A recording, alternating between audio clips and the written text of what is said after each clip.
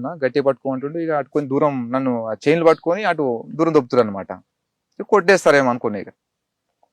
ఇక కొంచెం బాధ అనిపించింది ఒక పక్కన, ఎందుకంటే అప్పటికి ఆ అమ్మని చూడలే ఒక 6-7 సంవత్సరాల నుంచి. సరే కొట్టేస్తారేమో అనుకున్నా. ఇక సైలెంట్గా ఉన్న తర్వాత ఫోన్లు వస్తా ఉన్నాయండి.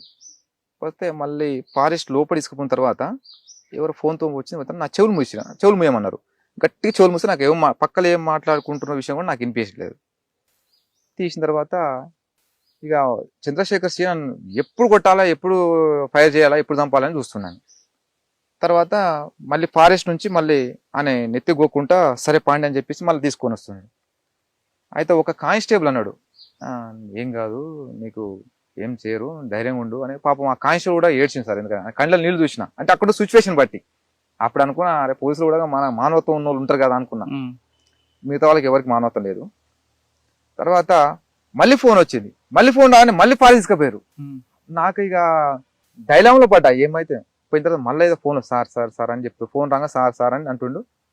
తర్వాత మళ్ళీ రిటర్న్ లో పోస్తుంటే చంద్రశేఖర్ పాప అంటుండే, అంటే ఆపండి అని చెప్పి మరి రిటర్న్ తీసుకురా అంటుండు ఫారెస్ట్ లోకి. అక్కడ ఫారెస్ట్ కొంచెం ముందు పొలాలన్నమాట. అట్లా 4 times అట్లా పోవడం రావడం మళ్ళీ లాస్ట్ ఫారెస్ట్ తీసుకుపోయింది. మళ్ళీ లేదు సార్ ఖచ్చితంగా కొట్టాల్సింది సార్, కొట్టేయాలి సార్ అది అని పైన అధికారిని అడుగుతున్నాడు. నాకు అర్థమైంది అక్కడున్న డీసీపీ, ఏసీపీ, వీళ్ళు సిఏలు, డిఎస్ వీళ్ళే ఉన్నారు. తర్వాత అనుకునే ఇక కానీ వాళ్ళు పైన అధికారి ఎవరో కానీ వద్దని చెప్పినట్టు సార్. అప్పుడు కొత్తకోట శ్రీనివాసరెడ్డి